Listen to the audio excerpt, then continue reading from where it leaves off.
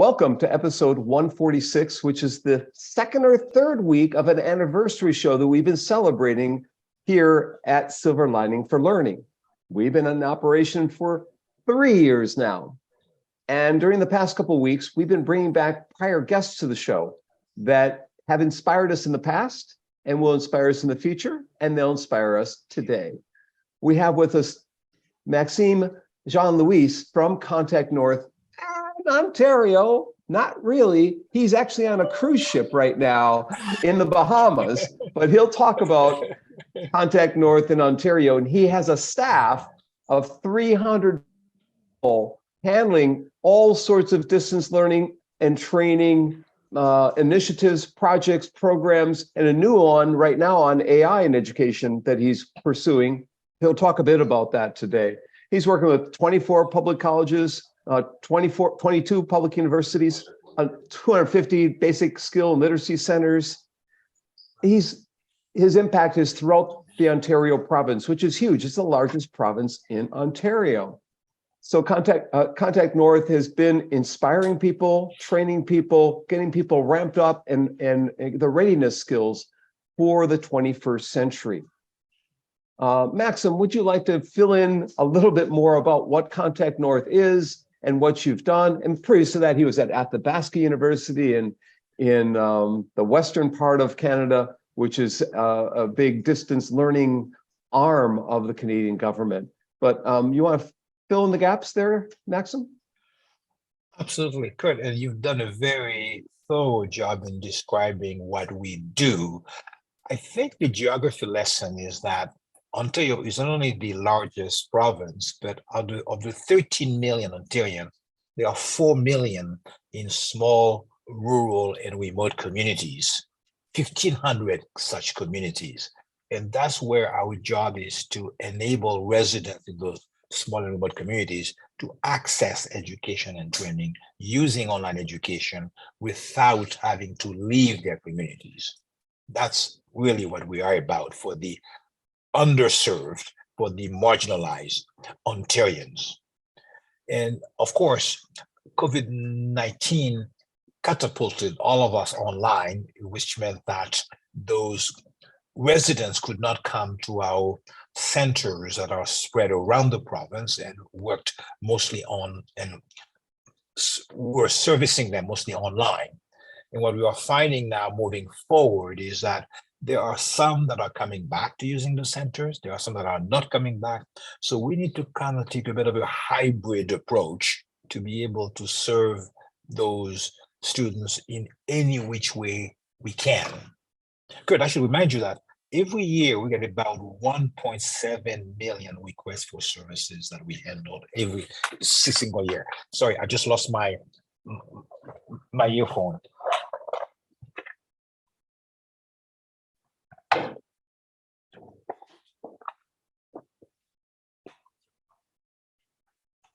We hear you, Maxim. So I think so I'm back. Yes. Yep, we got you. Yes, absolutely.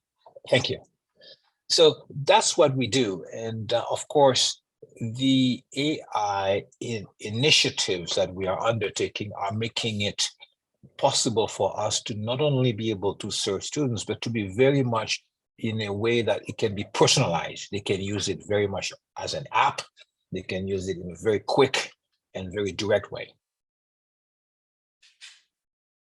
Do you want to get into a few projects in the past before we go into the present and future? A couple of things you're particularly proud of having accomplished there, because you've been there since 1996, I think. So you've been over a quarter century of your time and devotion in there.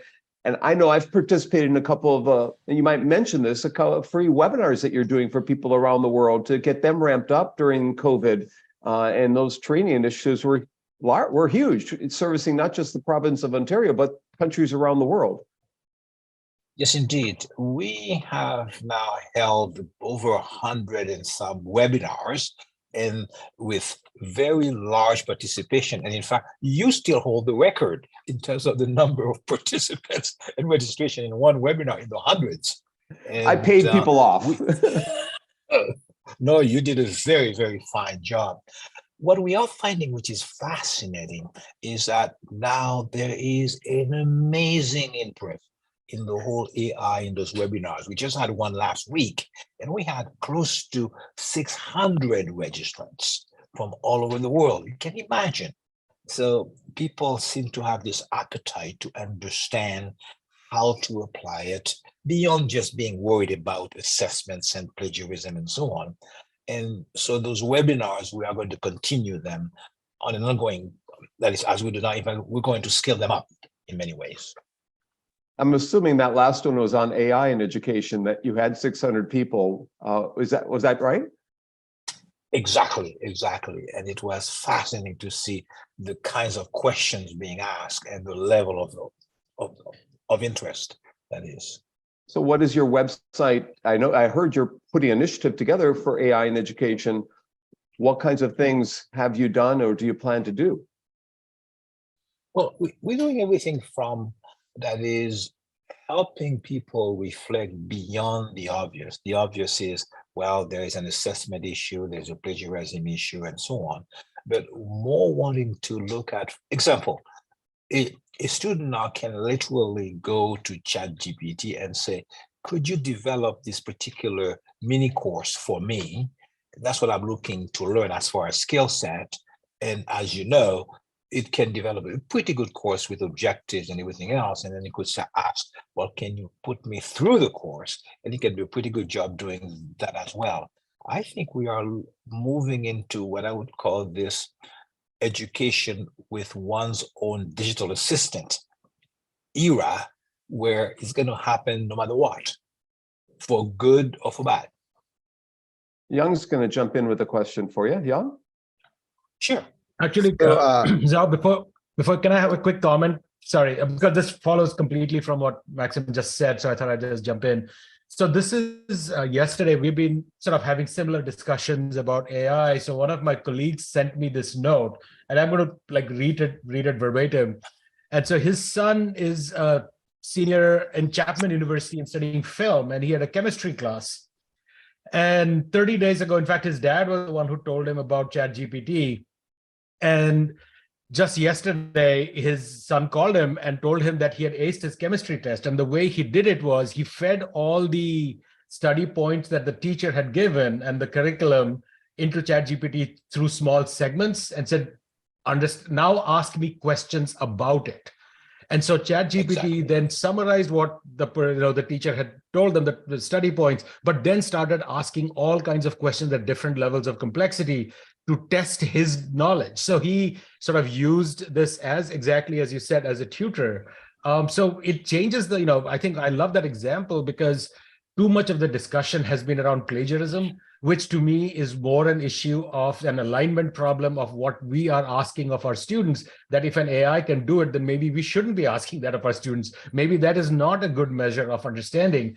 But this to me is a really intelligent, thoughtful use of the technology, which and some of the attempts at other places where they say we should ban this or so on, misses the point that it can be used in very smart and intelligent ways to actually help you learn.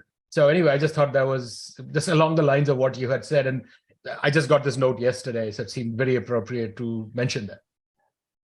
You're spot on, because it becomes now your personal and personalized tutor, always available to you. Spot on, absolutely. So, Maxim, sure. Sorry, thanks for doing this when you're on the cruise ship, But anyway, so not to worry. I gotta mention the cruise ship, to our audience, make sure they understand where you are. But really, I think the question I have is really has two layers. One is based on your quarter of a century of experience as Contact North. And because you were basically driving online learning in remote areas. And I think today, if we imagined all schools as remote areas, that everybody has to go beyond their village, in essence, learning becomes global, right? I mean, once you're online, you are global in many ways. And so what kind of lessons you would give to, K-12 schools, not only in the universities, colleges, to go beyond their classrooms, because right now, after COVID, everybody went back to their normal, which is classroom controlled, classroom curriculum, assessment, teachers control the students.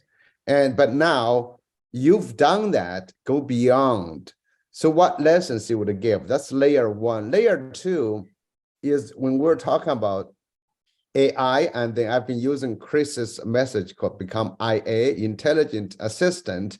And how do you think that might affect, again, individuals? Something about global and also the personal assistant and how they might work together. So there kind of anything you might be able to offer based on your, decades of experiences.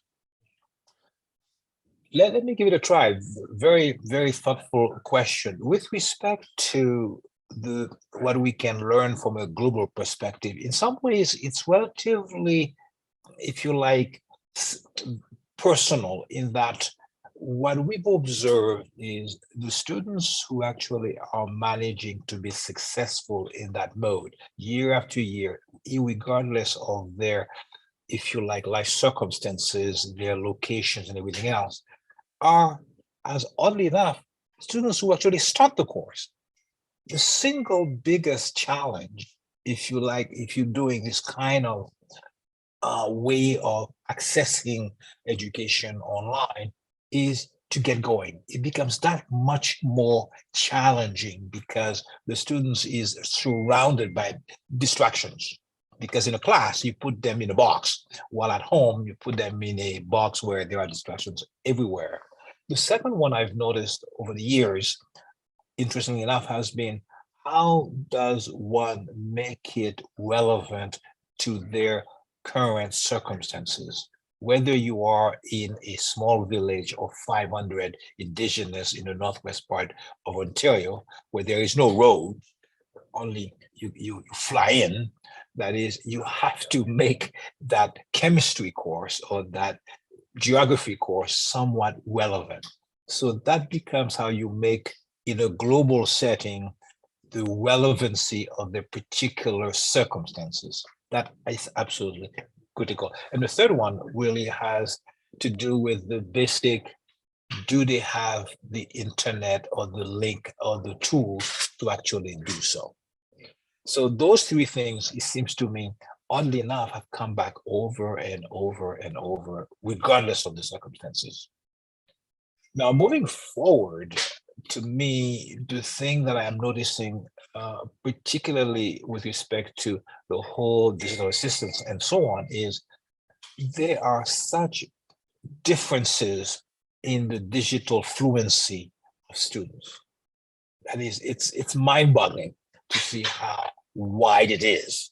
Some of them are extremely adept at adapting things and making it work for them, but I would say the majority of them are feeling their way.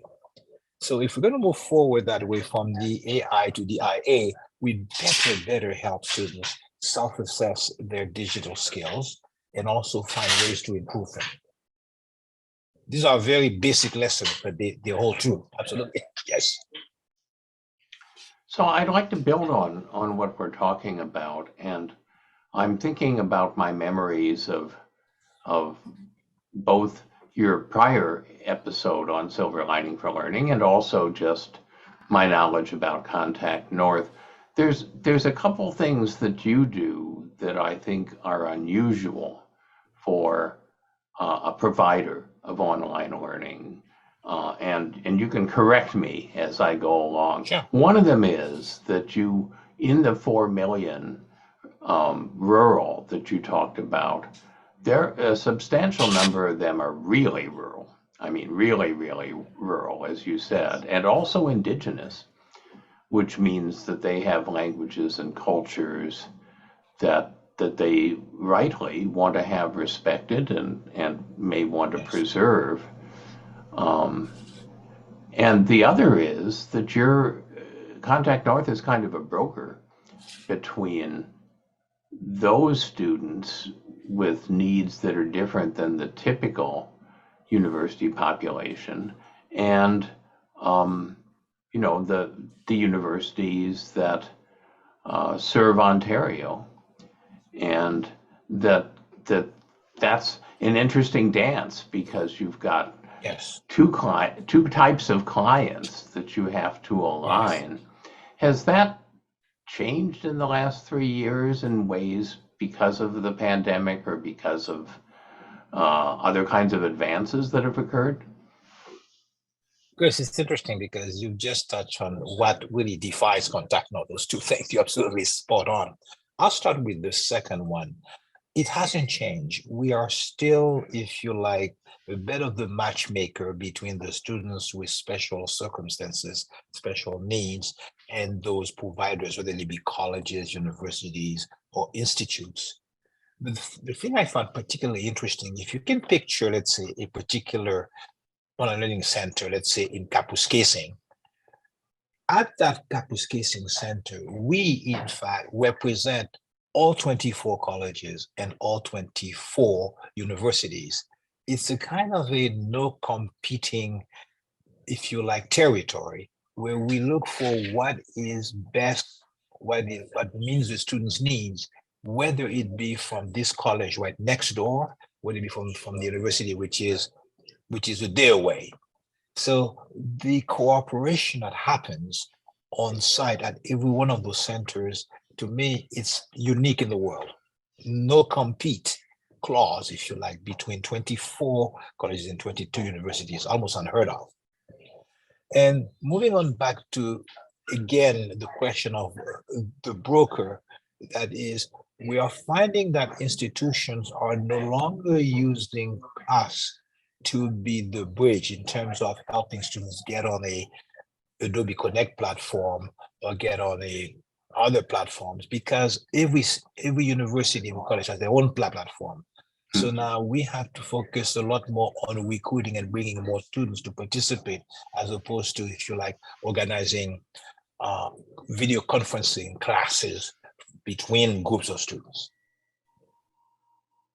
Well, I think that it is unique and a very valuable model, it seems to me, because every country has rural populations and often indigenous populations, and usually those are the least served. Certainly they are in the United States, the least served of all of the subpopulations in the country. So it really is important to find a way to make that happen. I'm wondering, as we move forward, if higher education isn't moving away from the education business and into the learning business. This is a theme that we've talked about on Silver Lining for Learning several times. And one consequence of that, it seems to me, is that if you're in the education business, the university kind of controls things. They say, you want our degree, you want our courses, this is what you got to do. But if it's the learning business, the student is the agent. And the student might say, I want the chemistry course from here and, the biology course from there. And I'm not even going to take a course in physics. I'm going to use, informal learning and get micro-credentials to handle that. It seems to me that you have the opportunity to have some leadership there, and I wonder if you're thinking about that already. It is definitely happening in pockets where there are also private sector organizations, because Contact North, we are in a lot of rural areas where there is mining. So you have big mining companies saying, I need somebody trained yesterday. I don't have time for them to go through a certificate, a master's program, and everything else. So there are certain skills that I want that person, and that person will say, I want to learn those skills, so help me do so. We do indeed have students who are now coming to us and saying, I'd like to mix and match. The thing I found, Chris, that is particularly important is that the students also saying, whether you put me in a box in a class or in a box online, it's still a box. I need to be able to start the course when I want, finish the course when I want, take the exams if I want to take the exam when I want. That is getting me out of that box, because that's the challenge as well. So I have a question I for might- you as well. Sure. Go ahead. Go ahead. I was going to add that we've also noticed a huge trend towards what we call the 3Fs. Students want courses that are fast, that are free, that are focused. So give me a skill, fast, free, focused, I'm out of here. And that's very difficult to be sustainable for the colleges and universities. But that's what students are looking for today. The 3 Fs of the 21st century. We're Yes. going to write a paper on that, Maxim. I told the people last week. Sure. We're working on one from last week, actually. I'm curious because this is not your first rodeo, nor is it your first cruise ship. You've been at this for a while. And recently there's been a huge, I think, sea change of sorts in the focus of higher education institutions on diversity, equity, and inclusion. But it's been part of your mission since 1996. So I wonder if you could tell future leaders who might be entering the space and doing what you're doing 10 years down the road, 20 years, even next year, what are some of the leadership principles that you have that have enabled you to extend education out to the entire province of Ontario? What's your philosophy of leadership, in effect? Can you give us some of the golden nuggets? It's really, I'll start by saying, what is the one don't one should not fall into? And that's the one we've avoided every time. We do not go to those communities to help them. The minute you walk in an indigenous community, you say, I'm coming here to help you, communication is just closed. We go there simply to be with them, to engage with them, to observe how they are actually taking control and moving forward. And then we actually participate in that move forward. So it's a bit of we got to break that mold. And in the last 26 years, we've always managed to be focusing that you do not go on the indigenous community to help, because it's a reflex for all of us have to do that. The second one for us has also been that is to be absolutely patient. It takes months, sometimes it takes years, sometimes you take 5 steps forward, 20 steps back, 2 steps sideways. You have to go at that pace. And so we have found that to be sometimes very frustrating, very, if you like, challenging, but we need to very much keep that patience as we move forward in that. And perhaps the very last one is that it's amazing, all of you online today, how quickly the urban will pull you into the vortex. That is, right now, I think Contactno's biggest challenge is the fact that we go for the easy pickings. That is, students who are in cities of 10,000 or 50,000. No, we got to go to cities that are, or towns that are 3,000, 300. So over time, there is a kind of a pull towards the urban centers that you have to resist at all costs. That's what I've observed over the last. Have you written this up decades. in a blog post on your leadership skills, or anywhere one could find and read about you? I have not, but I will, because I think it's important. These are, if you like, they're not earth-shattering lessons, but if we don't follow them, we fall prey into being very, very transitory. So Young has a question, and then Punya. So, Maxim, actually, this is more than a question. Actually, I want to invite all our co-hosts to think. But Maxim, I've been recently really struggling with on the one hand, we have very open, very global learning resources, learning technologies, learning ecosystems. In many ways, we've on this show, Silver Lining for Learning, we've done 146 episodes. We've seen a lot of amazing things, right? So in essence, it's about open, it's about global, it's about what Chris was talking about, the learning business. You know, but at the same time, the attempt to control, to isolate is so strong, not only in the classroom level, not only by teachers, but also by school principals, school leaders, education systems leaders, and government leaders and nations. You know, the limit, the control. So I'm struggling with that a lot. You know, just so many of us, you know, on this show, we are able to access, we're able to participate, we're able to grab you from your, you know, cruise ship to do this thing. And so where do you think, what can we do to open learning truly to individual learners, wherever they are? Again, remote villages, big cities, because big cities can be as isolated as remote areas. You know, big cities, you know, blocks, you know, different violent, I mean, different kind of criminal groups, different things. It's very isolated in big cities as well. How do we open ourselves to this globally available learning resources, learning communities? By the way, I'm actually heading out to Toronto tomorrow morning, so I'll go check out the province for you. My goodness, I'm missing you by a few days. But the last word that you used was the key, which is communities. That is the way I have observed there have been progress in our case in Ontario in terms of the way we invite and engage with students in terms of their learning experience and learning path has been to, as much as possible, help them create communities, where the communities are online, where the communities that are hybrid, because without those, it becomes a very kind of the loneliness of the long distance learner, if you like.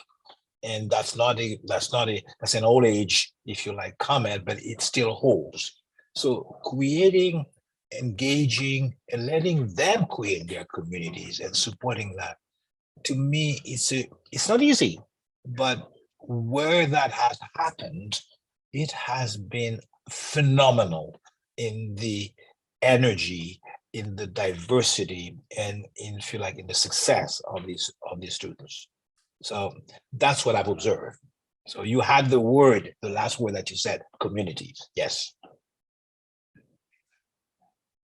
So firstly, you know, Maxim, thank you for what you said about the leadership piece around this idea of service rather than going, I call that the World Bank model, where you fly in, you dump a lot of money, and you try to impose a model which worked in your context, may or may not have worked in your context. And, you know, and that's just a terrible, terrible way of doing it. So I think what you talked about, service and persistence, is such an important aspect of leadership in these spaces. You know, a lot of the work that I do with schools and school districts, my job, I realized as leading those projects, is always about just saying, we stick with it, challenges will happen, you know, things will go wrong, and that's okay. We just persist. And you're absolutely right. There are ones which we have spent 2 years and they just completely flopped, and others, you know, 2 years, you have some wonderful successes, and that sort of keeps you going. That's a really powerful thing. So thank you for sharing that.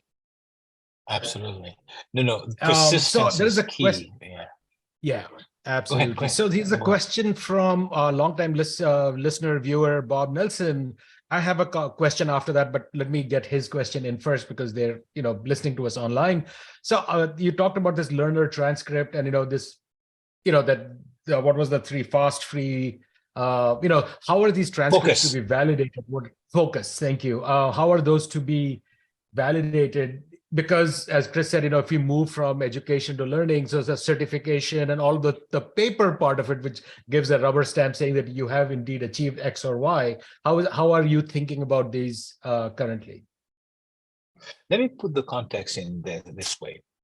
A number of the people that contact North targets and supports are first-generation learners, people whose family, they are the first one to even put the tip of their toes in the education pool, as it were, to use a cruise metaphor. So those free and focus courses become the entry points that gets them into the process of developing a pathway, because they cannot come in faced with a course over 9 months and all the rigor and everything else.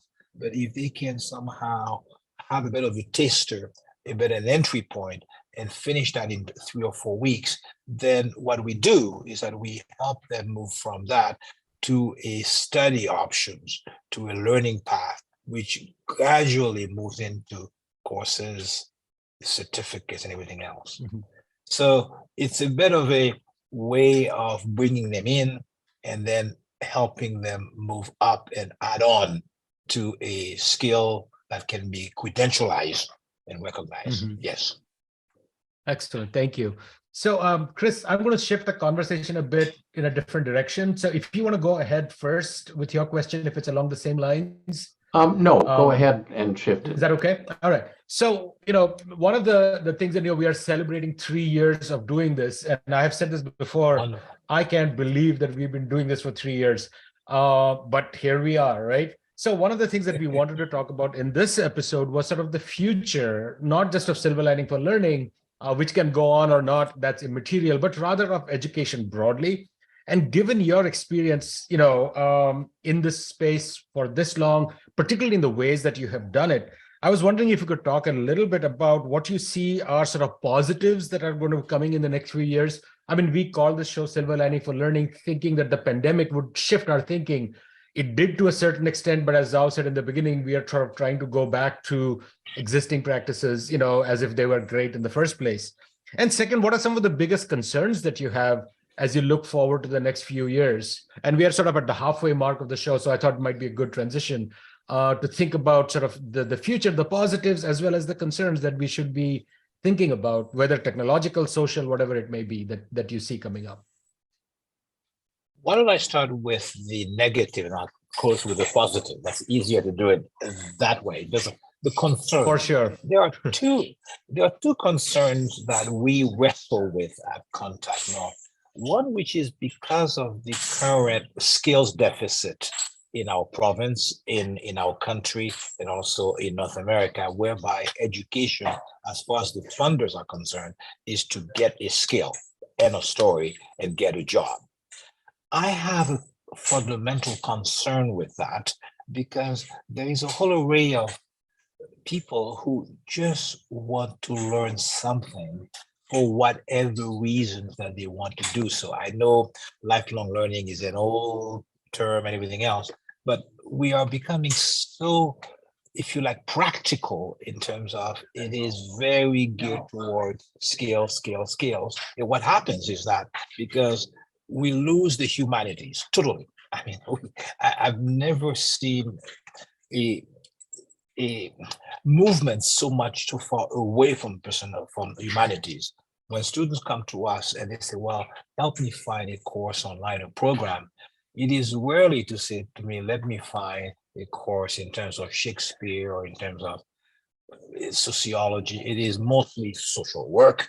It is mostly a management course, mostly an accounting course, which are terrific. But that is, I think that's one concern that I do have in that sense. The second concern is that online learning and so on, I think is still mostly benefiting the haves as opposed to the have-nots. The haves, the students with the parents who have the connectivity, parents who are the move towards education, are even getting better at it. That is, using more sophisticated ways to access. They participate even more in online learning and everything else. But so the haves are getting more, the have-nots are not getting as much, and then the humanities are, if you like, in my view, being pushed aside in this as we move forward. On the plus side, I really think that the major thing is the fact that students can shop. They are not bound by the college next door, they're not bound by the university next door. They can shop. They can say, all right, okay, I'll go and take this online program from Harvard. I'll go and take this online program from the U of T. And I think, to me, I'm perhaps contradicting myself. I think being good clients, not customers, clients, you can say, I picked this as opposed to that. It's a big plus moving forward in that sense. And the last one is that I find I've been amazed and been very encouraged by the way students will organize the course. They'll reorganize the course. They will say, okay, look, there are 10 of us. You'll attend this course, this part, I'll attend that part. We'll coalesce and share the notes, so we don't have to all listen to this thing on Zoom. They literally reorganize the course, the structure of the course, in front of the very professor that they are being taught. That's brilliant. So be careful. Yeah, Be thank careful. you. Students are very, very agile. Right. Thank you. And I really want to thank you for mentioning the sort of the missing piece around the humanities and the arts and so on, because that was sort of the great idea of a liberal education, is that you have this foundation across the broad span of human achievement and knowledge. And the fear is that you get too narrow. And we can see that in some of, I look at, for instance, there's this great post saying that what if Zuckerberg had stayed on in Harvard and taken classes in political philosophy and history and ethics? Would the trajectory of Facebook been very different? But by dropping out and sticking to very technical education, you get a very simplistic understanding of the complexities of humanity, right? And so on. Right. But thank you for that. I know Chris has been waiting. So Chris, on to you. Well, I like where you've taken this, Punya, and I agree with much of what Maxim said. One of the purposes of education is what people call socialization. The idea that you're socialized into a nation, you're socialized into a culture, you're socialized into a society that has laws and so on. And throughout history, that has created many tensions, because throughout history, some people have said, well, you can't learn that because that's not our culture, that's not our society, that's not our spiritual values or whatever. And there are education wars occurring now in the United States, and I suspect in many countries, that are rising in their intensity, and that really are created in part by the idea that education is a personal right that becomes a public good and that centers on learning, as opposed to education as a mechanism of control that's driven by the economic system and the political system and the religious system, and and people have to toe the line, and in fact they're educated to toe the line. Right. It's so that's a negative, because there isn't, people are not getting closer together in their thinking as a result of being educated. As we've been discussing, many people get a kind of education that makes them more divergent in their thinking, less able to resolve conflicts, less having any empathy for somebody who thinks different than they are. And that's really a profound failure of the education system. But the positive that you describe is also, I think, very important. And that is that, in contrast to pre-Gutenberg, where if you wanted to learn something, you had to find somebody who had a book and get them to tell you. Now, people have all kinds of workarounds. If you try to say nobody should learn X, you have a very difficult task in making that happen, because social media, the internet, even the pandemic that greatly increased the technology infrastructure in even marginalized areas all play into this. But again, it's a double-edged sword, because People who get their information only from social media often are sharing ignorance, or even worse, sharing bias. And people who get their information only from established sources of knowledge also are often getting bias. So it's a really turbulent time, and how we steer through the fact that some socialization is a good idea. I mean, we don't want to live in a world of individuals and very small tribes with nothing at all connecting us. But how you keep socialization in a method of empowerment as opposed to a method of control. I mean, these are deep questions. Technology hasn't created the questions, but as usual, technology is intensifying the questions. You know, I like to what you just said, Chris. You put it so well. That is, we found in some of those indigenous communities, they just want to have a conversation with us. And the word conversation is important, because if we all engage more in simple sharing conversations, it would go a long way in and we learn from the indigenous people, because they are very good at that. And also, one thing I will add, it may be off topic, but I think it makes a good point. They are not afraid of silence, to be together and not necessarily fill the blanks too quickly, to say something, let the other pause, take it in, digest it, and come back. Nowadays, when you go on social media, it's bang, bang, bang, bang, bang, bang, bang. There's no pausing, there's no silence, there's no reflecting. Well, there is, but in most cases, and that's an issue as well, Chris, in my view. I just have a quick follow-up on this great conversation. Started with Punia, Maxim. I think, well, first of all, I think social media will die, will transform, like any other media, other technology is going to change. It may take a while, and we don't know which direction it might take. It may make our life worse or better. But my comment is really, again, going back to Chris talk about socialization, as a form of education. We got to remember, we are all right now living in probably some of the most democratic or open countries, is that, and well, that's what we claim, at least we think we are, but maybe not. So I'm also looking at other political systems. When we have this opportunity to run an education, in essence, quite free from dictatorial rules and controls, because I'm thinking about socialization in some countries, in some areas, would be simply about, really brainwashing.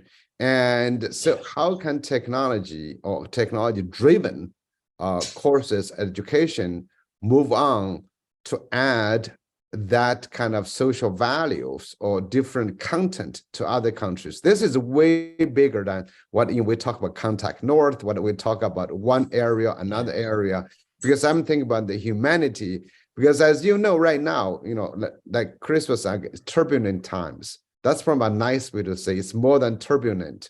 At this moment, yes. Humanity is, I just cannot understand why we're spending more money building weapons against each other in the 21st century, when we should be sharing resources, developing a common sense of humanity.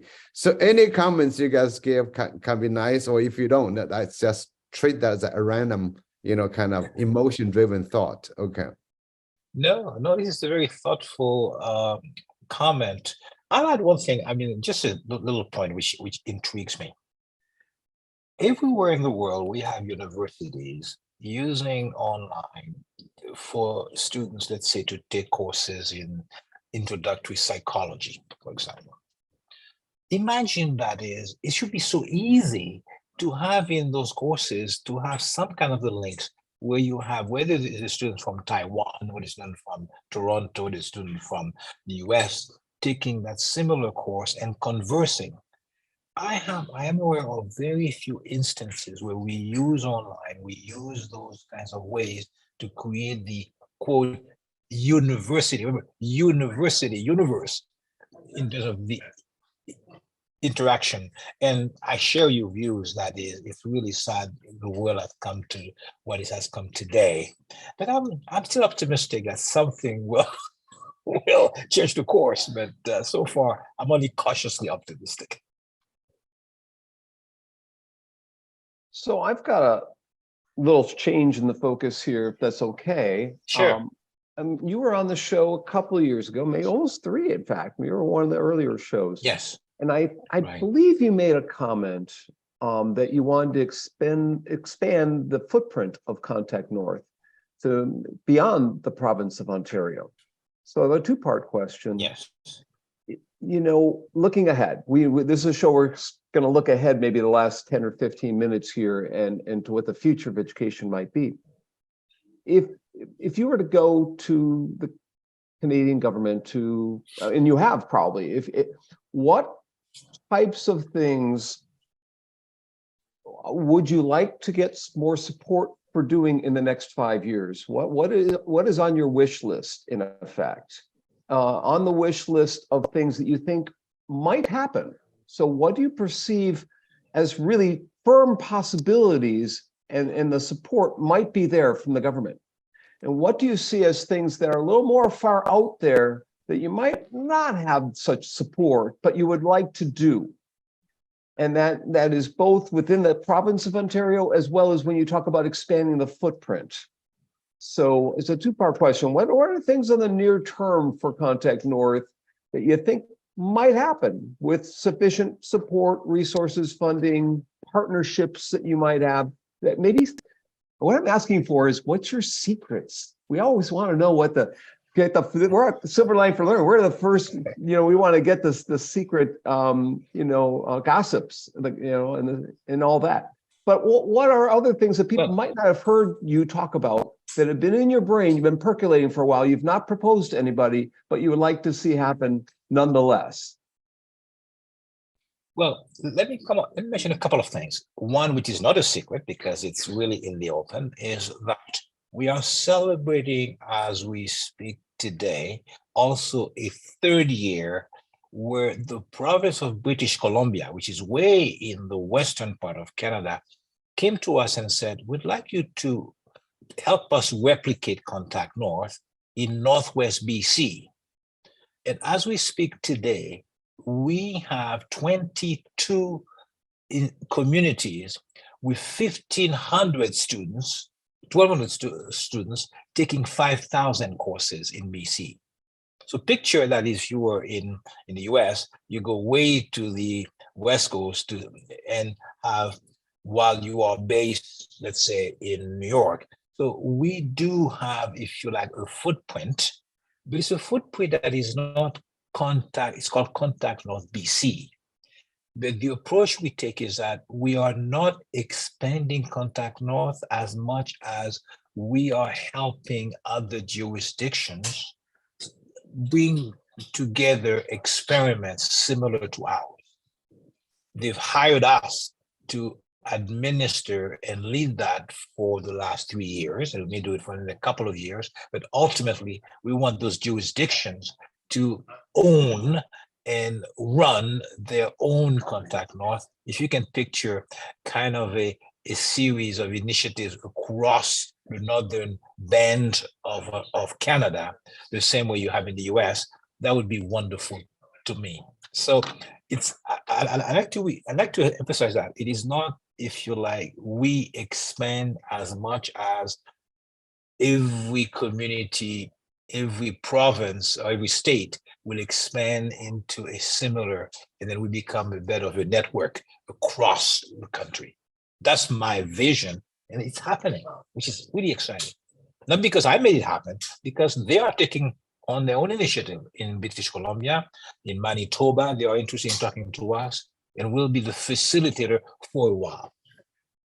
That part really excites me. So that's part one. What about part two? Things we don't know about that are just percolating in your brain somewhere that, might never happen. But what would be your dream?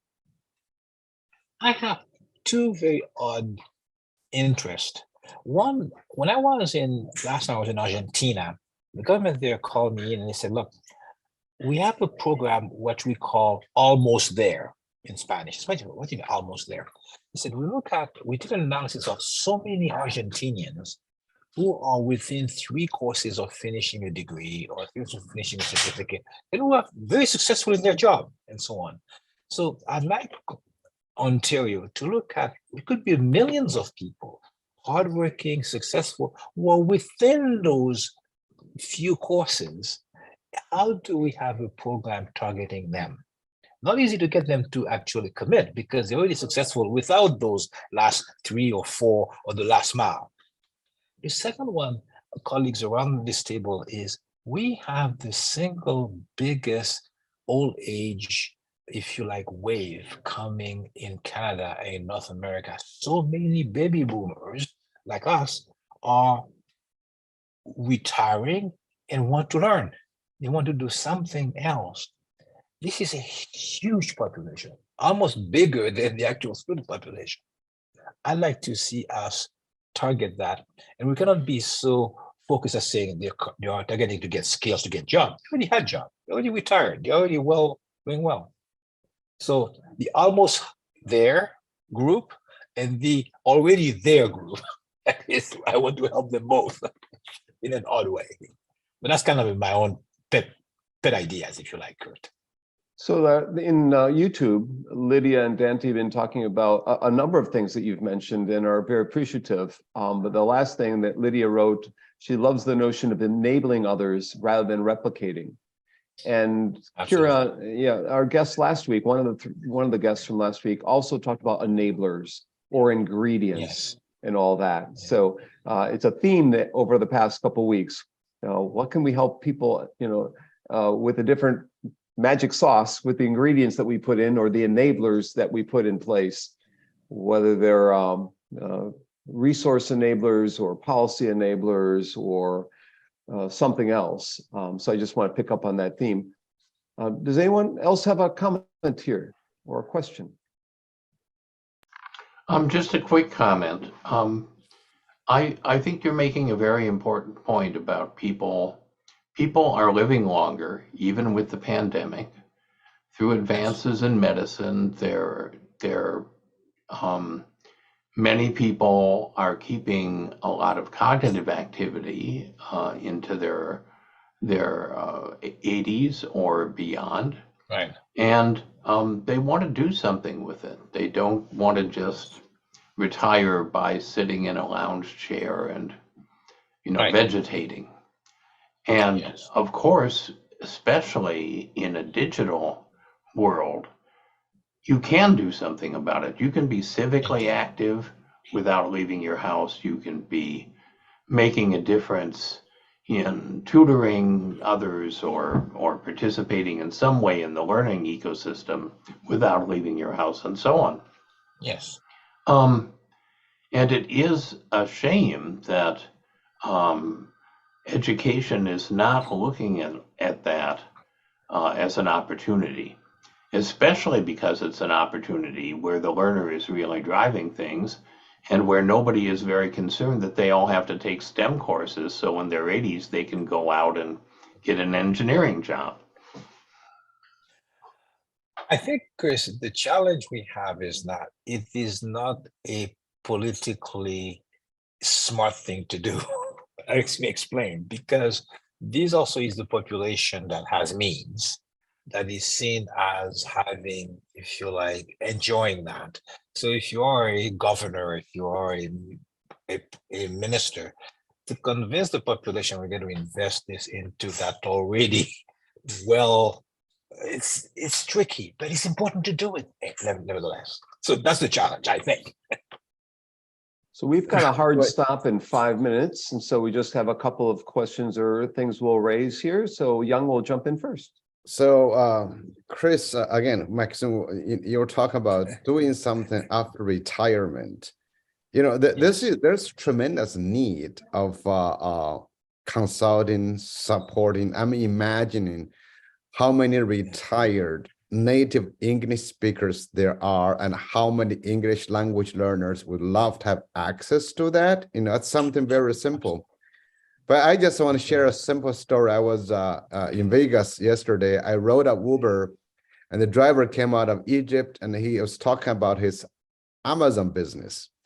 And he's talking about how many retired people in the US now are jumping to Amazon, running their own stores, and as a way to just keep them a little bit busy. I think when you talk about digital technology, there are many other platforms, not just Amazon. So I think people can do that. Again, Silver Lining has featured a number of people who have done those kind of service work. We had the musicians, remember we had them. We had Yes. the Asian University for Women. We had Stanford professors, but I was really, touched by also Sugata Mitra, was the cloud school. There are a lot of things I think the society needs to embrace, and the people needs to just really embrace the openness that technology has brought all of us. But I'm, again, saddened by the individuals, fixation with certain models of education and certain paradigms. So thank you, Maxim, for bringing us a very nice and new and successful model. I like your fast focus, right? And what's the other F? I kept thinking. Free. Okay, so I love it. Free. So I want you to emphasize the idea of free. Okay, So, thank you. Yes. Yeah, thank you. I just had a quick comment building on Zhao's last comment, and I know we are tight on time. I think we also, at the same time, need to be a little wary of the systems which are, if you look at the gig economy, those are run by algorithm-driven companies, whether it's Uber or DoorDash or whatever, and really are not providing individuals and people the kinds of job security, insurance, and so on. So I think we also need to be sensitive that many of these pieces, though can be really powerful, are often not driven with the best interests of those individuals in mind. And that's a systemic issue. That's nothing to do with the technology. It is how we have designed the technology. There's a great quote from Ted Chiang in the Ezra Klein show, where Ted Chiang says that most people's fear of technology is not really a fear of technology, it is a fear of capitalism. Because if you live in a society which is based on human nurturing and growth and development, you would take very different decisions as a society about how these technologies are constructed, right? So I think it's really important that we think about that, because the internet did not have to become completely advertising and eyeball driven, and those have consequences for how these technologies have affected our lives, right?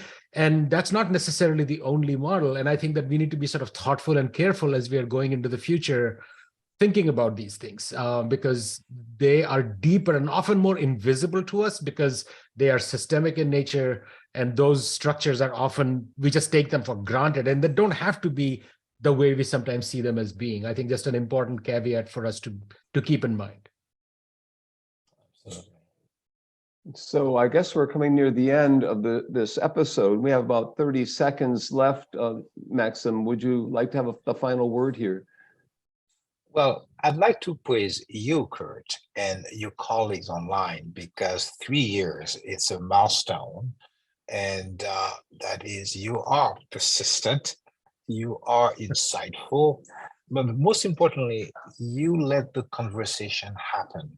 I was reading in the New York Times magazine, in the New Yorker magazine, a piece on Professor Cohen from Drexel University, who wrote a book on conversation. That is so important, Kurt. Thank you so much for just enabling the conversation. So critical. Thank you. Well, thank you for interrupting your cruise to spend some time with us, and enjoy the rest of the day, please. Yeah, we really Thank appreciate you. Go ahead. Thank you to each and every one of you. I thoroughly enjoyed it, and I hope one day I'll host all of you together in Toronto. This is show 6. Show 147 will be in 3 weeks. At noon, we'll have a host reflection on April 22nd. I hope to see you then.